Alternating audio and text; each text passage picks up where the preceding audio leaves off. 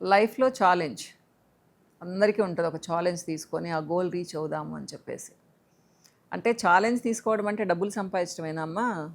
కాదు కదా. ఒక స్టేజ్ తర్వాత మీరు బోల్డంత సంపాదించారు, మీ ఫ్యామిలీ మెంబర్స్ ఎవరు మీతో సక్రమంగా లేరు, పిల్లలతో టైం స్పెండ్ చేయలేకపోయారు, మీ భార్యతోనో భర్తతోనో సరిగ్గా స్పెండ్ చేయలేకపోయారు. ఇద్దరి గురించి చెప్తున్నాను నేను, అమ్మాయిలు అబ్బాయిలు ఇద్దరి గురించి.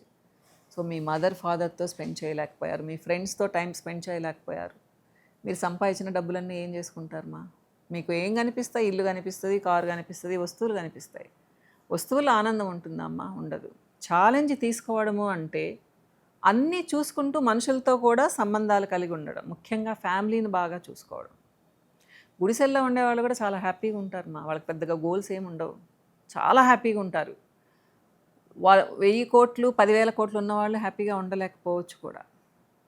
సో ఛాలెంజ్ తీసుకోవడం అంటే డబ్బు సంపాదించడం కాదు, సక్రమమైన సంబంధాలు కలిగి ఉండడం, మానవ సంబంధాలు కలిగి ఉండడం, పిల్లలతో స్పెండ్ చేయడం, మనుషులతో స్పెండ్ చేయడం, హ్యాపీగా టైం. ఇది మనం గుర్తు చేసుకుందాం.